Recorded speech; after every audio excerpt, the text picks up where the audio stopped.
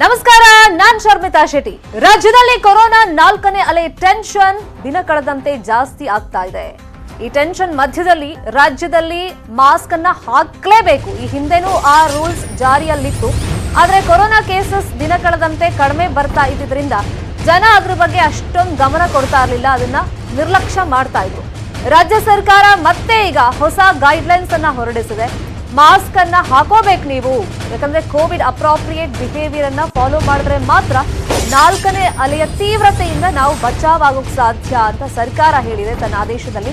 Mask ಹಾಕದೇ ಇದ್ರೆ ಸರ್ಕಾರದಿಂದ ದಂಡ ವಸೂಲಿನೂ ಆಗುತ್ತೆ. ಮಾಸ್ಕ್ ಧಾರಣೆ ಜೊತೆಗೆ ಸಾಮಾಜಿಕ ಅಂತರ, ಸೋಷಿಯಲ್ ಡಿಸ್ಟೆನ್ಸ್ ಅನ್ನ ಮೇಂಟೈನ್ ಮಾಡಲೇಬೇಕಾಗುತ್ತೆ. ಇನ್ನು ಸಾರ್ವಜನಿಕ ಸ್ಥಳಗಳಲ್ಲಿ ಉಗುಳಿದ್ರೂ ಕೂಡ ಅಂತವರ ವಿರುದ್ಧನೂ ಕೂಡ ಕ್ರಮ ಆಗುತ್ತೆ. ಗೈಡ್ಲೈನ್ಸ್ ಅಲ್ಲಿ ಅದ್ರ ಬಗ್ಗೆ ಉಲ್ಲೇಖ ಮಾಡಿದ್ದಾರೆ.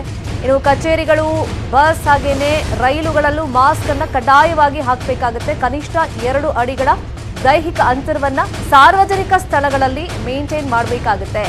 ಸರ್ಕಾರ ಮತ್ತೊಂದು ಹೊಸ ಗೈಡ್ಲೈನ್ಸ್ ಅನ್ನ ಹೊರಡಿಸಿದೆ. ಆ ಗೈಡ್ಲೈನ್ಸ್ ಅಲ್ಲಿ ಇದನ್ನೆಲ್ಲ ಮೆನ್ಷನ್ ಮಾಡಿದೆ. ಬೈಕ್, ಕಾರ್, ಬಸ್, ರೈಲು, ನೀವು ಎಲ್ಲಿ ಬೇಕಾದ್ರೆ ಹೊರಗಡೆ ಬನ್ನಿ, ಟ್ರಾವೆಲ್ ಮಾಡಿ, ಆದ್ರೆ ಮಾಸ್ಕ್ ಅನ್ನ ಮಾತ್ರ ನೀವು ಕಡ್ಡಾಯವಾಗಿ ಹಾಕೊಳ್ಬೇಕಾಗತ್ತೆ.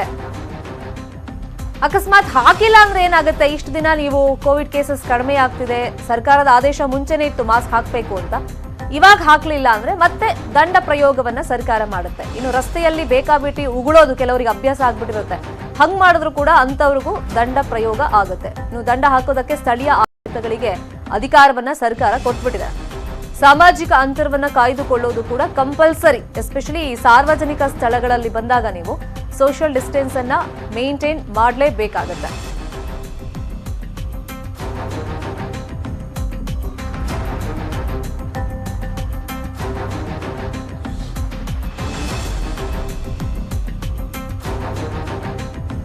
ಈಗ ಕೊರೋನಾ 4ನೇ ಅಲೆ ಟೆನ್ಷನ್ ದಿನ ಕಳೆದಂತೆ ಜಾಸ್ತಿ ಆಗ್ತಾ ಇದೆ.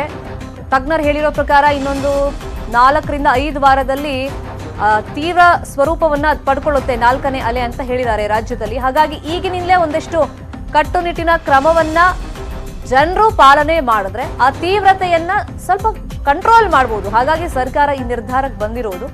ಈಗ ಕಚೇರಿಗಳು, ಬಸ್, ರೈಲುಗಳಲ್ಲಿ ಮಾಸ್ಕ್ ಅನ್ನ ಕಡ್ಡಾಯವಾಗಿ ಹಾಕಲೇಬೇಕಾಗುತ್ತೆ. ಇನ್ನು ಸಾರ್ವಜನಿಕ ಸ್ಥಳಗಳಲ್ಲಿ ನೀವು ಬಂದಾಗ ಮಾಸ್ಕ್ ಇಲ್ಲ ಅಥವಾ ಸೋಷಿಯಲ್ ಡಿಸ್ಟೆನ್ಸ್ ಮೇಂಟೈನ್ ಮಾಡಿಲ್ಲ ಅಂತಂದ್ರೆ ದಂಡದ ರೂಪದಲ್ಲಿ ನೀವು ಹಣವನ್ನು ಕೊಡಬೇಕಾಗುತ್ತೆ. ಇನ್ನು ಸ್ಥಳೀಯ ಆಡಳಿತಗಳಿಗೆ ಈ ಜವಾಬ್ದಾರಿಯನ್ನ ಸರ್ಕಾರ ಕೊಟ್ಬಿಟ್ಟಿದೆ. ಸರ್ಕಾರದ ಮುಖ್ಯ ಕಾರ್ಯದರ್ಶಿ ರವಿಕುಮಾರ್ ಅವರು ಈ ಹೊಸ ಗೈಡ್ಲೈನ್ಸ್ ಅನ್ನ ನಿನ್ನೆ ಹೊರಡಿಸಿದ್ದಾರೆ. ಇನ್ನು ಸಾರ್ವಜನಿಕ ಸ್ಥಳ, ವಾಹನ ಸಂಚಾರದ ವೇಳೆ ಉಗುಳಿದ್ರೆ ಅಂತವರಿಗೆ ಫೈನ್.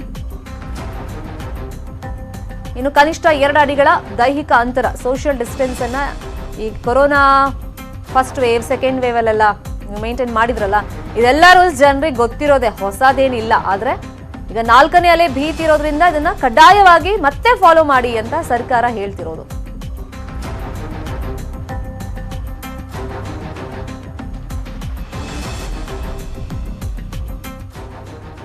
ಇದು ರಾಜ್ಯದ ಪರಿಸ್ಥಿತಿ.